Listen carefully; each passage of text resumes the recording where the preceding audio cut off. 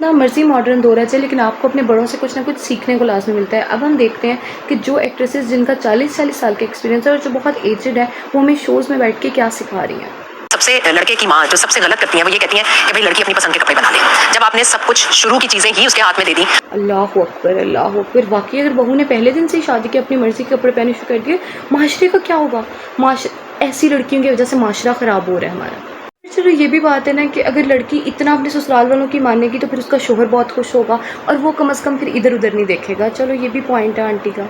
Husband Faisal कहीं job करते थे, तो एक दिन मैं चली गई उन्हें पिक करने, तो मैंने जो रिसेप्शनिस्ट थी मैंने कहा जी फैसल साहब को बुला दें। उन्होंने कहा जी आप? मैंने कहा मिसेस फैसल। उसने मुझसे पूछा था कि आप कौन? तो मैंने कहा मिसेस फैसल। कहते हैं उसने रिजाइन कर दिया। मैंने कहा आपका चक्कर चल रहा था। कहते वो अपने तौर पर चला रही थी, तुम्हें। मैंने कहा मैं बात सुने फैसल, जिसको पता चलेगा ना मैं फैसल की बीवी हूं, वो खुद रास्ते से हट जाएगी। तो बीवी इतनी स्ट्रांग होनी चाहिए कि आंटी आपकी बात भी सही है क्योंकि अंकल कौन सा 3 बच्चों के बाप है, अंकल तो खुद एक बच्चे हैं। वो अपने से ही चक्कर चला रही थी, बस अंकल को पता था।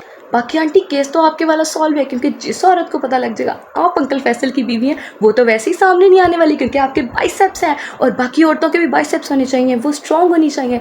बंदा बेशक जलील हो, बंदे में गैरत ना हो, बंदा मर्द कहलाने के काबिल ना हो, लेकिन औरतों के बाइसेप्स होने चाहिए ताकि उनके बंदे की तरफ कोई देखे ना।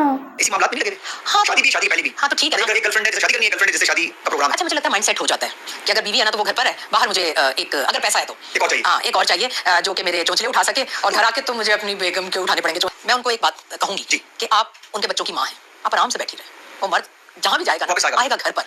पिछली जनरेशन की एक कहावत है कि औरत ही औरत की दुश्मन है और वो शायद उन्होंने अपनी जनरेशन की औरतों के लिए कही थी क्योंकि मुझे ये सारी चीज़ें आजकल तो औरतों में नज़र नहीं आ रही। अब आंटी पीछे बोल रही है कि हम तो अपने सीनियर आर्टिस्ट की बहुत इज्जत किया करते थे और हमने तो किसी को लुक डाउन ही नहीं किया कभी, लेकिन साथ ही आंटी फिर मारी है कि जो आज की नस्ल की लड़की है उसको सोशल मीडिया पर नाचने के अलावा और कोई काम नहीं है। और ये बात आंटी की हिट भी उसी को करेगी जो सिर्फ नाचती है, लेकिन आंटी ने जो इबादत के रिकॉर्ड कायम किए हैं, जबकि आंटी आज की नस्ल की लड़की तो बिल्कुल भी नहीं है।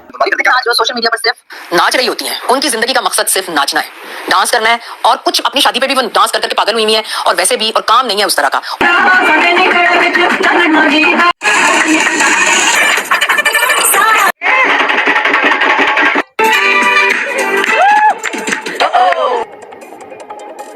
हेंस प्रूव्ड कि हर बड़े से अकल लेने की ज़रूरत नहीं होती क्योंकि ऐसे लोग भी बूढ़े होते हैं। बाकी no offence to her personally, but उनकी सोच को 100 तोपों की सलामी है।